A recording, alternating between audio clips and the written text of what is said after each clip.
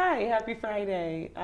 Glad you're with us. This is The Doctor is In, Ask Dr. Arwady. I'm Sybil Madison, your Deputy Mayor for Education and Human Services. I'm here with Dr. Allison Arwady. Good morning. She's our Commissioner for the Chicago Department of Public Health. We are glad that you're with us to get the latest on COVID-19 here in Chicago. Please feel free to leave comments or questions in the box below. You can also send them to us through Facebook or Twitter using the hashtag AskDrArwady.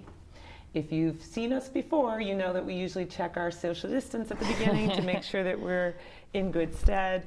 A good thing to do if you are an essential worker, a great thing to do if you're in the grocery store or handling other essential tasks, just to make sure that you are keeping your distance from others. And if you're at home and have symptoms, you should also be social distancing from other people in your household.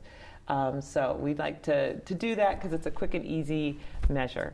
How about we hear about the latest, Dr. Arwady? Sounds good. Thanks everybody for joining.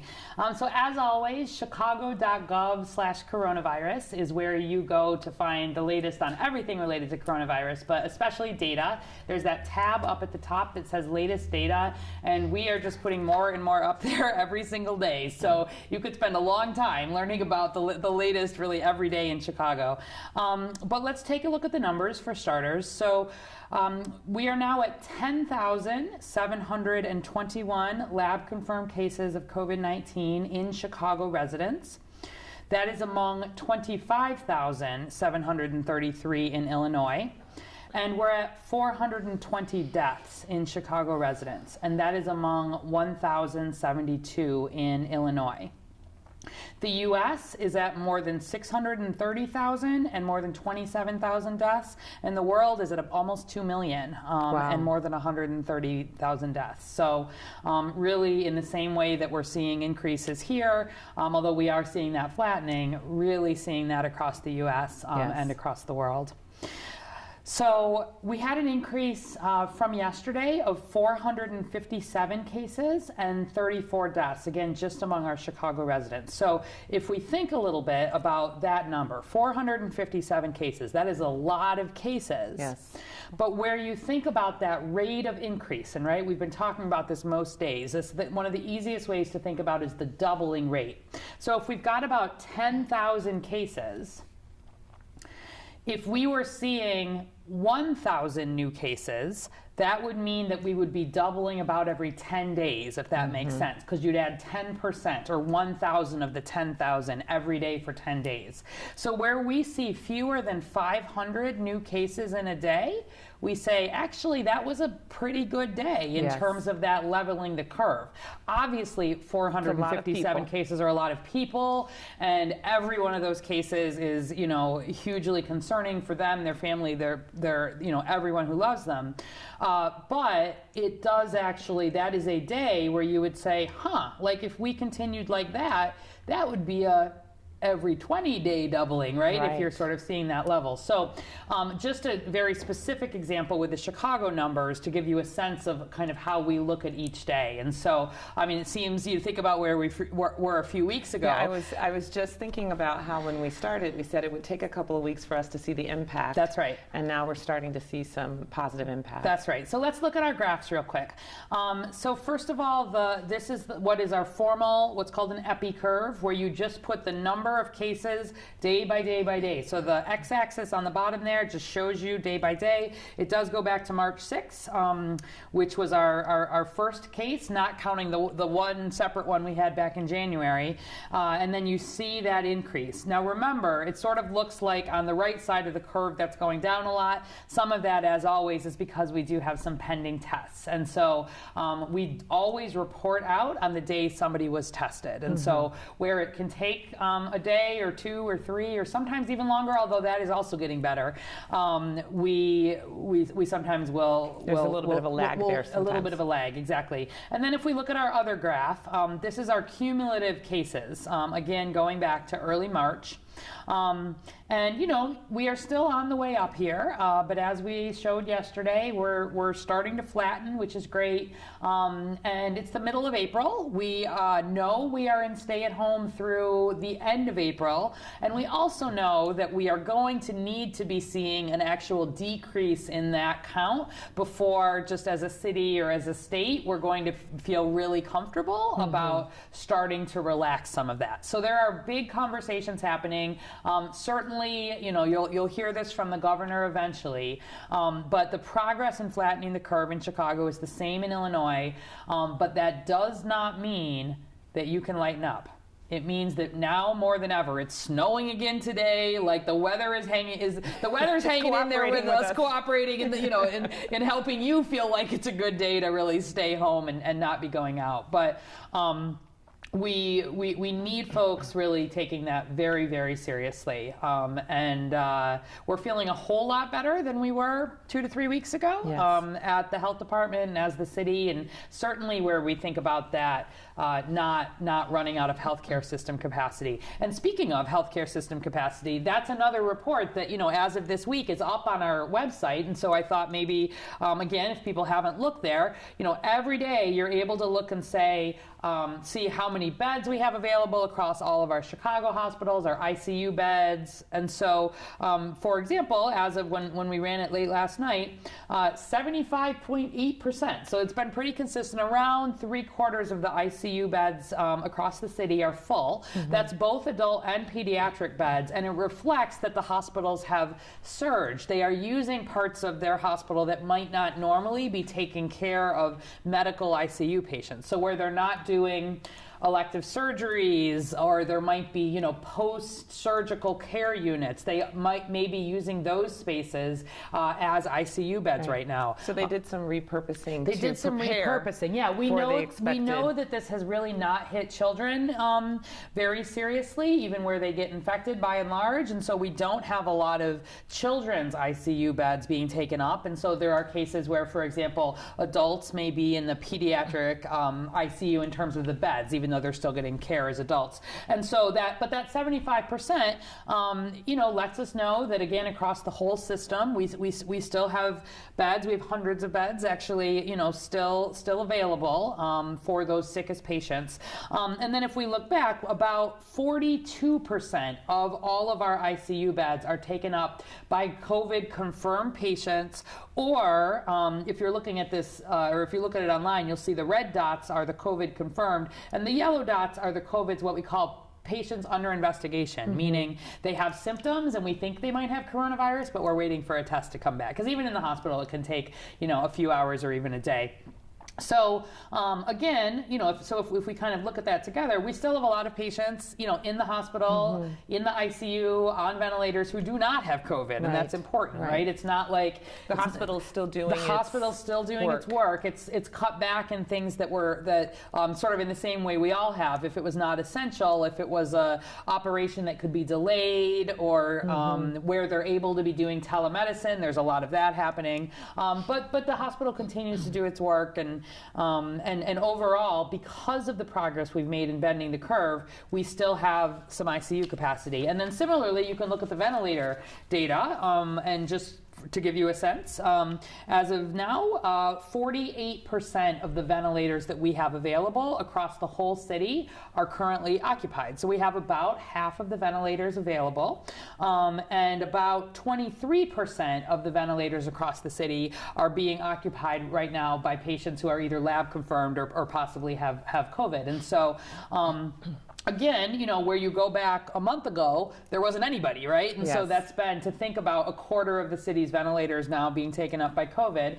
But we've put additional ventilators into the system to help deal with this surge. So CDPH had some in its emergency stockpile, right? Normally we don't ever send anything to hospitals, but in case of pandemic, we had around 150 in the stockpile here that we would check on and make sure they were functional. And then we got about 300 100 in from the federal government. Because a few weeks ago, again, where we were really seeing this very rapid increase, and if we had not had good success in flattening the curve, you may remember the mayor talking about 40,000 hospitalizations. Like, that was not a made up number. That was within the model. If we'd not seen that progress, there was really the potential for us to absolutely overwhelm the health system, and especially the ICU and the ventilator space. So all of this work that the hospitals are doing to surge, the work that we're doing to get ventilators, obviously CDPH continues to support every hospital in Chicago with personal protective equipment. The supply chains are also doing better, so they're getting more of their personal protective equipment in. We continue to support the first responders. We continue to support the long-term care, shelter settings. There's a lot of that kind of work happening. But fundamentally, because of the work you have all done, by limiting our number of new infections over this last few weeks, by staying home, by social distancing, by hand washing, that is what has protected the healthcare system more than anything else. So I do want to really encourage you to look at the website, and you can. There's all kinds of details if you're curious. And to keep it up. And to keep it up, absolutely. We also do have updated case rates and case counts by zip code. So if you're curious about some of the geography there, we maybe tomorrow, if folks have interest, put in the comments if there's parts of the data that you'd like us to talk about in some more detail tomorrow. We could do that. But go explore yourself. We really want to make what we're using accessible for everybody. Let's look at maybe one more data picture, because we haven't looked at this one in a little while. And those of you who have been following along know that the blue dot pictures or the animation is one of my favorites. So I want to tie this to some of the social distancing before we start it. You might recall that when we talked a lot about the data on Wednesday, 2 days ago, we showed some of this cell phone data that, again, we're collecting with, CDPH is not directly, the city's not directly connecting it, but we're working with a health data company. It's totally anonymous. We have no way to know whose individual cell phone anything is, not following anybody. But that showed that overall across the whole city of Chicago, as these orders were really coming in, we were able to track significant changes in what we call community mobility.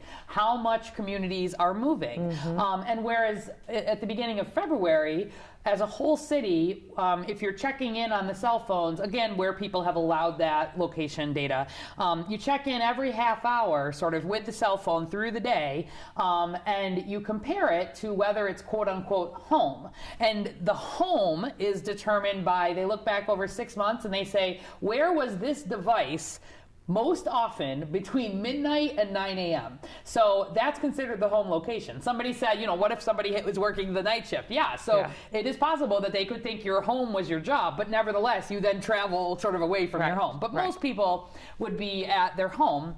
And so then you look in an aggregate way, meaning a way that you pull all the data together, and we say, how much did this move? At baseline, we're home 59, 61, 63% of the time, where you ping it through the day. And if you think about it, you spend a lot of time sleeping, you spend time with your family, you spend time at or near your home. It actually considers within 200 meters of your home at home. And so what we saw was that even as the weather was starting to warm up, with these orders in place, and you could really see, if you look online, some of that data really showing that now as a city where we were actually home about 80% of the time, and that's actually a pretty big change. We know that there are still essential workers who need to go out. My cell phone right now would say, "Oh, I'm not home," right? But we're not interested in sort of how a neighborhood is doing against another neighborhood, but we are interested in sort of over time what happens in different community areas. So that 80% at home, I care about because it matches this dot. So to get back to it, so for people who maybe haven't been following along, our blue dot simulation is just a visual idea of why staying home is important. So as always, we start with a little population of 200 people, and everybody is a blue dot, meaning that they are healthy, they are uninfected. And then in the first simulation, everybody is moving around like they normally would. Like we don't have any anybody No staying home, restrictions. no restrictions, you're doing everything. And in this simulation, you see the blue dots move to red as they become infected, and then to purple as somebody recovers. But because there's a lot of movement in the simulation, you know, when you interact with someone who is infected, you become infected. Yes. And we see it spread really fast. So let's go ahead and watch that simulation if we've run it. Okay, so you'll see blue dots, everybody's moving, quickly turning to red, and then turning to purple as people recover and develop antibodies, actually. That's, now that we've talked about that, that's what that purple would sort of mean. Yes. And so... Because you're not the same blue person You're you were not before. the same blue person. You've got at least some level of protection. We do not know how much that is. It's Yes. probably not 100%. We don't know how long it lasts. There's a lot of questions around it. But there is at least some level that your immune system has seen coronavirus, has mounted an immune response to it, and you likely have at least some degree of protection around it. So, all right, then in our second simulation, this is where 75% of our blue dots are home. So think about how, remember I said, you know, 80% of the time we're home. That's not exactly the same thing as 80% of the people being home all the time, but we'll take it. That, like, you know, our phones in general, if we're home about 80% of the time across Chicago, in our simulation here, 75% of the dots don't move. And so again, we're going to see blue healthy dots. When they don't move, they don't have interactions with anybody outside their household, they don't get infected, they don't turn red, and the movement in general really slows the rate of infection. So let's go ahead and run it. We'll again go from blue to red as people get infected, and then to purple as they recover. And in this whole simulation, instead of everybody getting infected, yes. only about a quarter of our people get infected, and the whole thing is much slower. And that means that in our little simulation here, you would have flattened your curve. Right. And you would have then seen sort of the decrease, and you would have protected your vulnerable population and not overwhelmed your health system. And so that is actually what we're doing here in Chicago. Mm-hmm. We are keeping more people as blue dots. Yes. They're home, they're protecting, they're not becoming new infections. That's especially important if they're over 60, if they've got the underlying conditions. And when people are having to go out, they're doing a good job of the social distancing. They're wearing that cloth face covering just in case they have early infection and don't know it, if they're in settings where they can't maintain the 6-foot distance. Like if they're going into a store or into an area that might be crowded, they're doing all of the hand hygiene, they're being aware of what they're touching. All of these things that we're doing are helping keep our blue dots from becoming red dots. Yes. And the most important of all of it is the staying home. So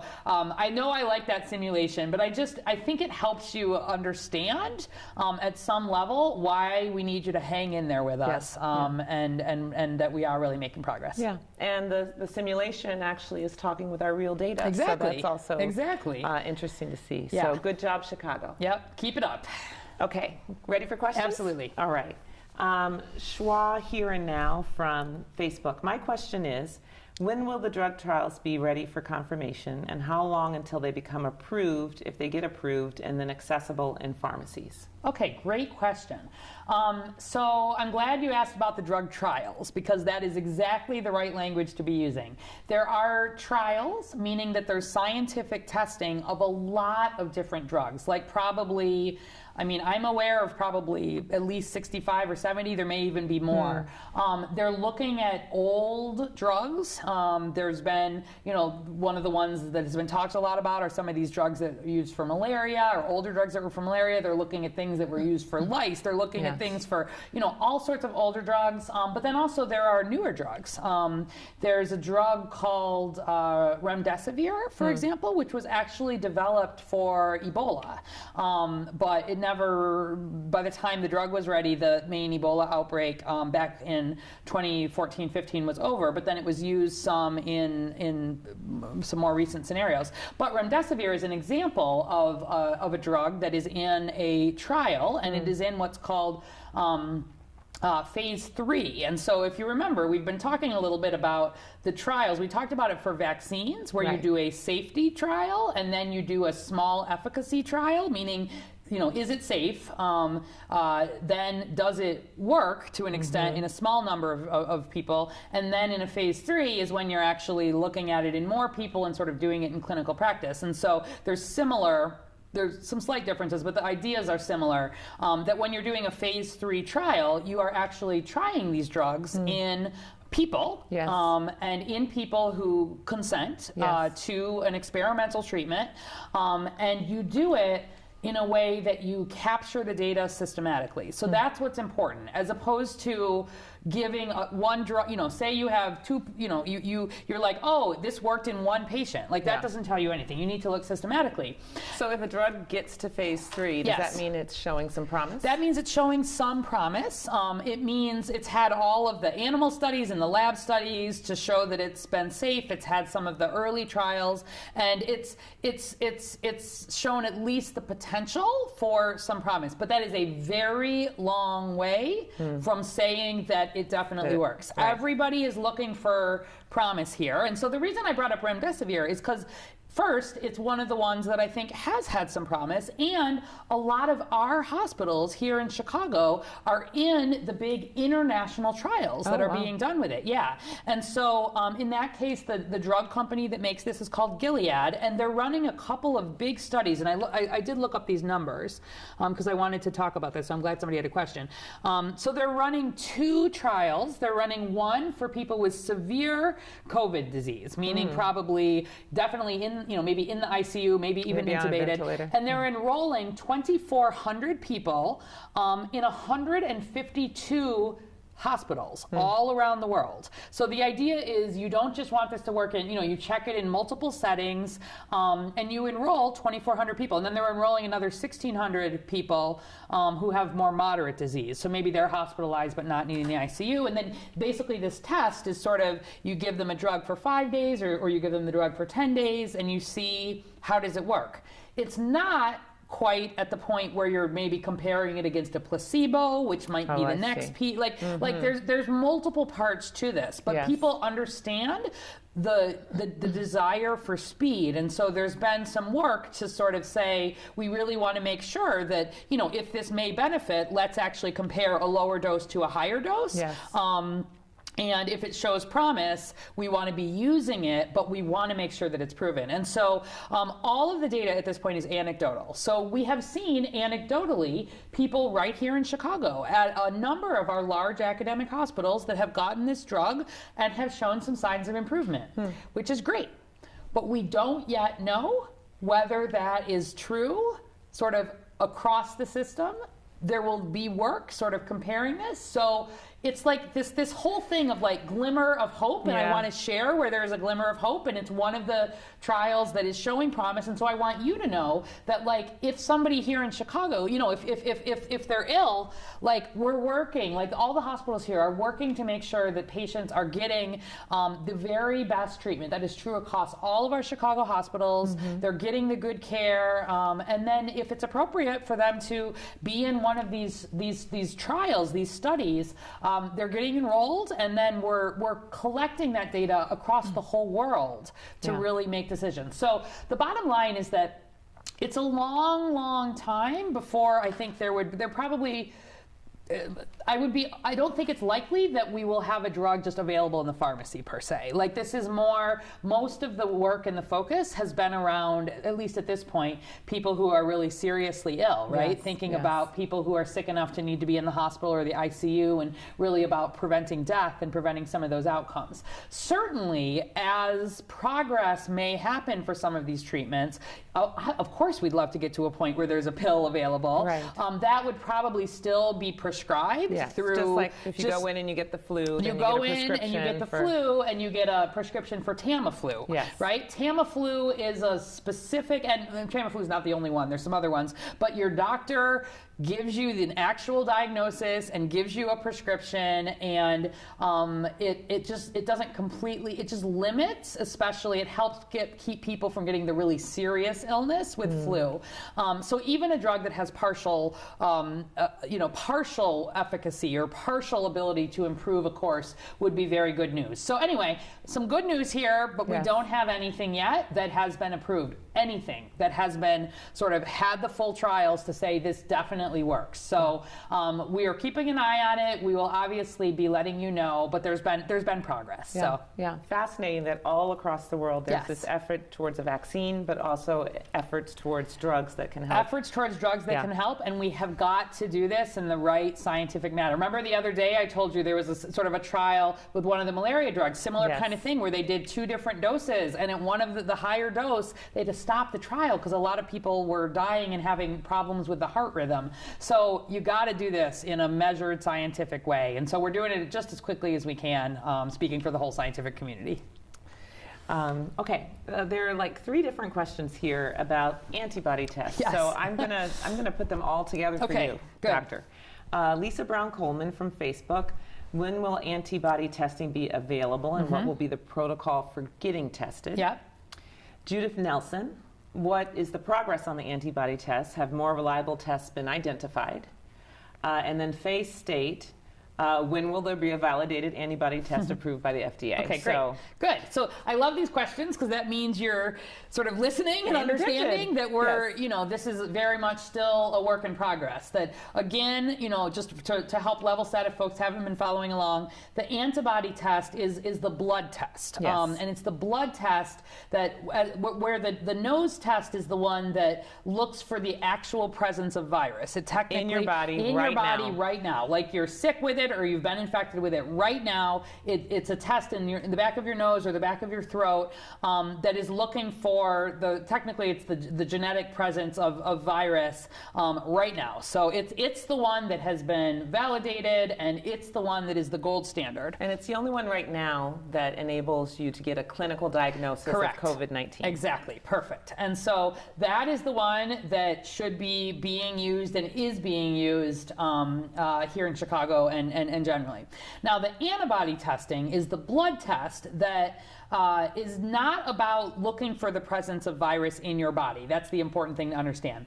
It's looking for the presence of antibodies. And antibodies are what your body's immune system it's fighting. makes to fight, to fight off the virus. So you make these antibodies, first of all, if you have been exposed to COVID-19, and not just, not to any coronavirus, to COVID-19. You've been exposed to it, your body has fought it off, you've developed these antibodies, and you can measure then in the blood that you've had an immune response to this virus. The only other ways you would get these antibodies are I think we talked the other day, there's some trials happening where they're people who are really sick with COVID-19, they're taking some blood and some sera, and they'll give people antibodies from other people to try to sometimes treat them when they're really sick. That would be not a normal way to get it, but that would be the other way to get antibodies. And then the third way is eventually we'll have a vaccine. And the vaccine is a way to sort of teach your body to sort of make those antibodies without having you get sick. Yes. So all of these antibodies are signs that you've seen the infection before, you've responded to it.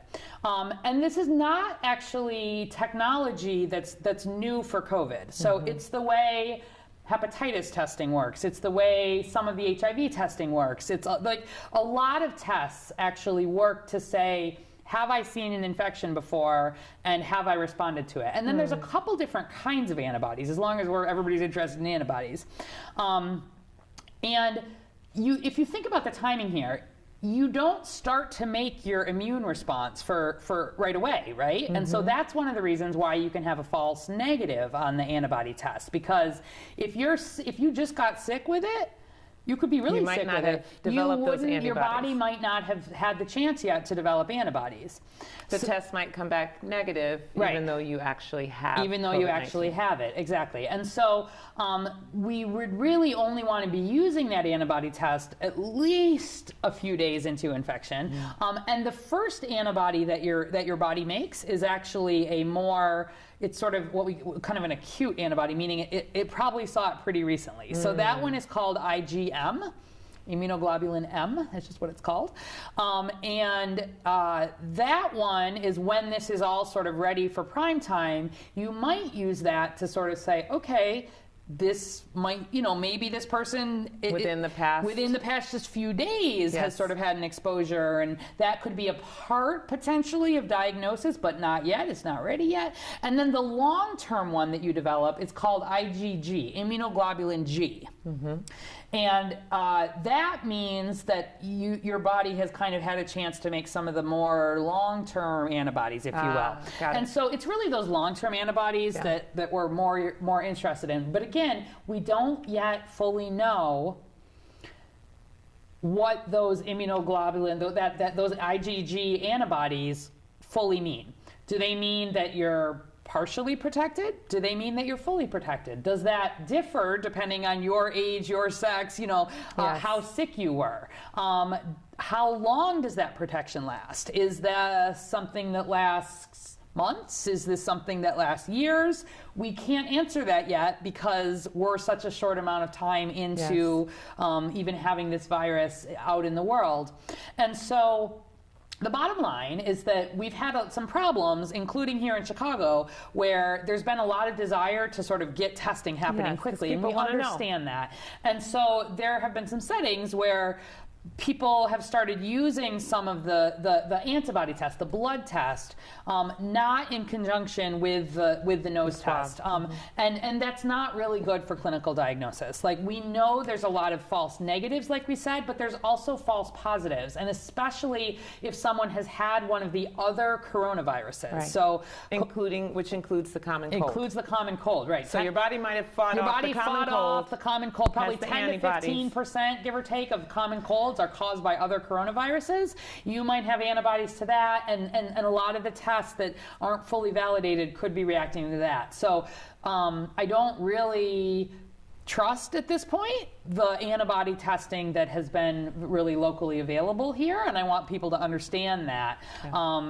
But for example, yesterday we shared that the NIH is doing a trial itself of antibody testing, and we shared the email where if you're interested in being part of that trial, like at the National Institutes of Health, you can send in your information, and they're looking for people from across the country. And it's not, trials take a long time, but you can email there if someone's interested in seeing if you might be a good candidate for the trial. That's not for people who have been diagnosed with COVID. It's for just anybody who's interested. And they send you, actually, you can collect blood, prick yourself, and send it in. So, but other than that, we are making progress in terms of starting to see more FDA guidance around antibody testing. We've got at least 3 antibody tests now, just in the last few days, that have received what's called an Emergency Use Authorization, or an EUA. So an Emergency Use Authorization by FDA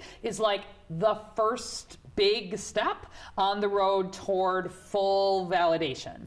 So if you get an Emergency Use Authorization, that's a big deal, okay? Because it says, FDA has looked and says, yeah, like, this looks like it's pretty good, but it needs to be done in conjunction with a full clinical laboratory, and that clinical laboratory needs to do some validation of the testing itself. So it's sort of this like in-between step toward kind of full approval, but it's exciting because it means that we're starting to separate out which companies, which types of tests are more reliable. Exactly. And so does that mean that when we get to the FDA approving the antibody test, that will also be another way for a clinical diagnosis, or will it still be used just to understand if you've been exposed in the past? Great question. So at the moment, even with the Emergency Use Authorization, the language on there is still saying that it should not be used exclusively, like by itself, for a clinical diagnosis. And it's got to still have a lot of those limitations on it. So this is still, it's early, but it's progress. Because before we had just all of these different, it's been like the Wild West. And, I don't know if you saw, no, seriously, like England bought a lot of antibody tests that turned out to not work very well. And things are moving so fast. Things are moving so quickly. And so I just, I want you to just understand where there are limitations. And so the fact that just the last few days, that Emergency Use Authorization basically says we think this one's going to be a good test, probably. But there needs to still be some oversight. And so one of those was one of the finger prick kind. A couple of them were more of a traditional blood draw.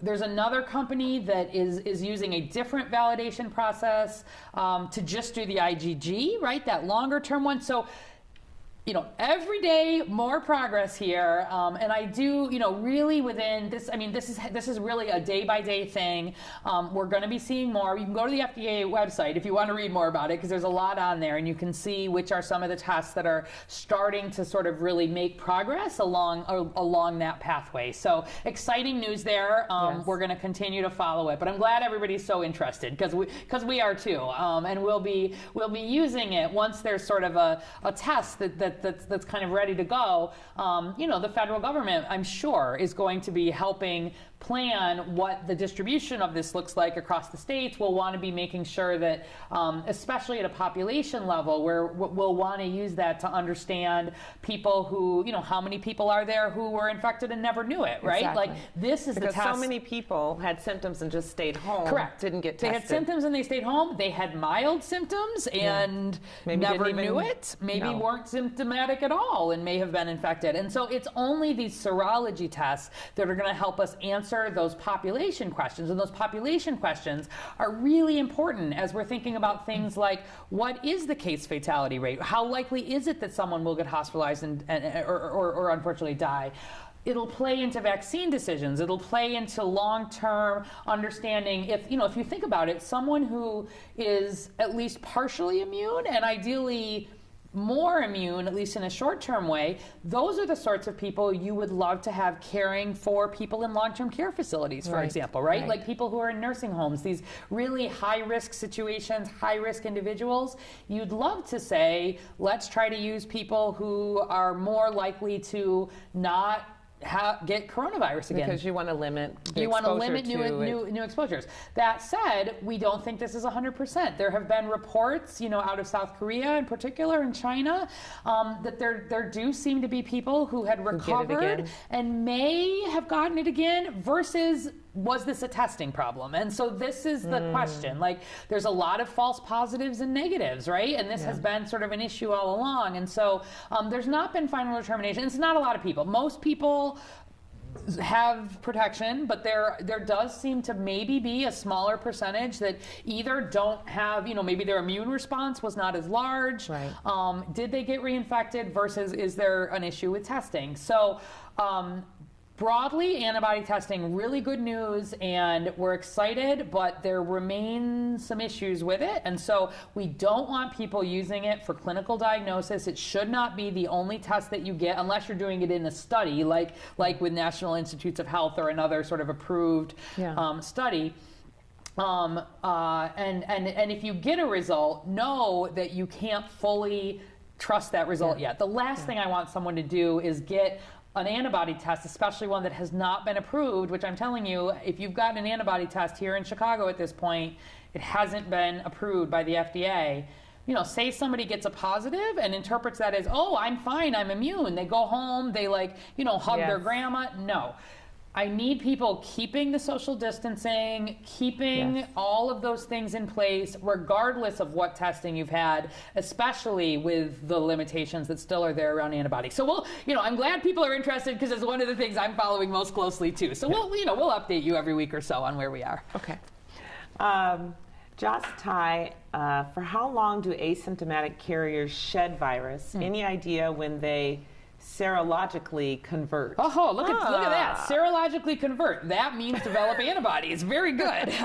So serologically convert. Sera means blood or serum, more or less. And then serologically convert means they convert from not having antibodies to having antibodies. I see. Yes. So okay, that's someone who's got some medical knowledge, or has been reading a lot about COVID, one or the other.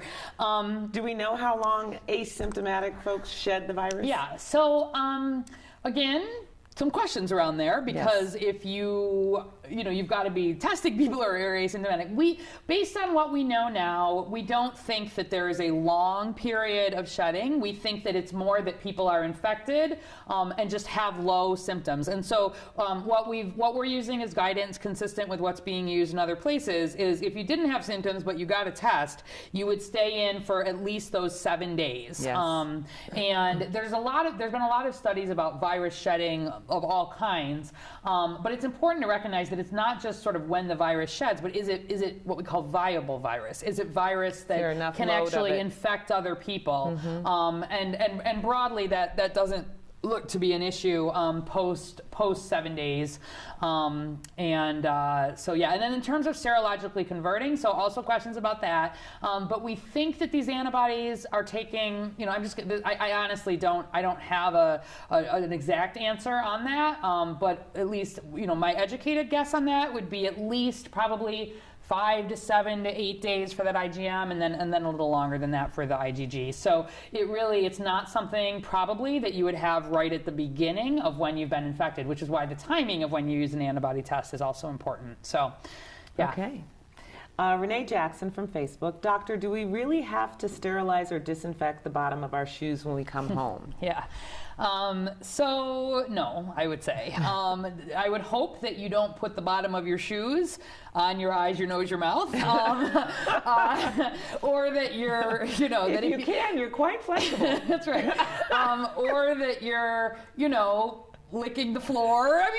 I'm not making fun of the question, but where we think about sort of the risk, if you're touching the bottoms of your shoes, please wash your hands. I think certainly thinking about not bringing things into the home, if you want to leave your shoes right at the door, for example, a lot of people do that anyway to have sort of less germs coming in, but I wouldn't change your practice of your shoes from what you would normally do related to COVID. Remember, and maybe this person has a toddler or a baby that's crawling around. Exactly, right. And so, I'm not meaning to laugh at the question at all. But I think, again, where we think about the different levels of risk, the biggest one is being in contact with people outside your household, especially anybody who happens to be sick.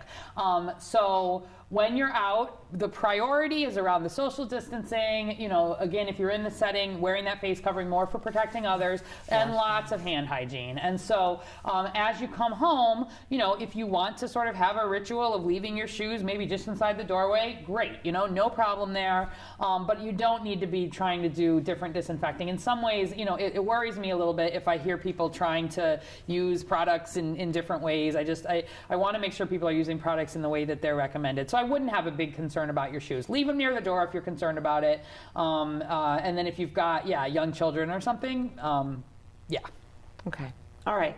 And I think that answers Terry Lynn's question about the virus staying on your shoes. Yeah. So we did a twofer there. Yeah. I think it's about time for us to turn to some already. good news. Okay. And any tips that you have, Doctor? All right. So what do we have today? We got some nice comments in related to the event that the mayor did yesterday at Wrigley Field. Did you see this? I didn't see it. Yeah. So Lakeview Pantry, which is another one of these food pantry organizations that helps meet the needs of people who are having food insecurity, which there are even more in Chicago than there are most of the time, was needing space, and so worked with Wrigley Field. And they are now sort of doing a lot of storage of pantry and food needs up there, and they were able to increase their storage by about 140%. The pantry CEO said they actually are needing about 60 volunteers every day to help operate that up at Wrigley, and so you can volunteer by emailing volunteers@lakeviewpantry.org, or you can visit lakeviewpantry.org/volunteer. And then in addition to their regular services, from 12 to 2 p.m.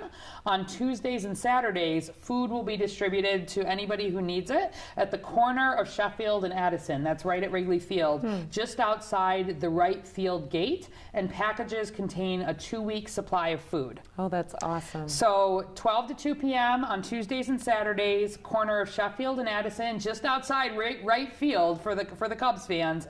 The packages have a 2-week supply supply of food. So again, one of the local organizations, we know Greater Chicago Food Depository has been running an enormous operation. Yes. You know, we're using United Center for that. I mean, again, here's a lot of our large spaces that would normally be being used for sports, thinking about the logistics of making sure that people are getting their basic needs met. So that was... And I'll mention Salvation Army too. Yes. Is playing a big role in making sure we get food to people who are homebound. Yeah, absolutely. And as always on the website, if you go to chicago.gov/coronavirus, you'll see under donate and volunteer, you know, some really good opportunities there if you have financial means or time for thinking, you know, for volunteering for any of these efforts. So those are on there. But this was a nice sort of local example kind of tied into, if people have seen the city's We're Not Playing campaign. Yes, I was going to say, they're not playing, so they're making use of their space. They're making use of their space, and there's been this play of sort of, you know, we're not playing, and neither should you. With all of the professional sports teams in Chicago have been part of that. So thanks to them.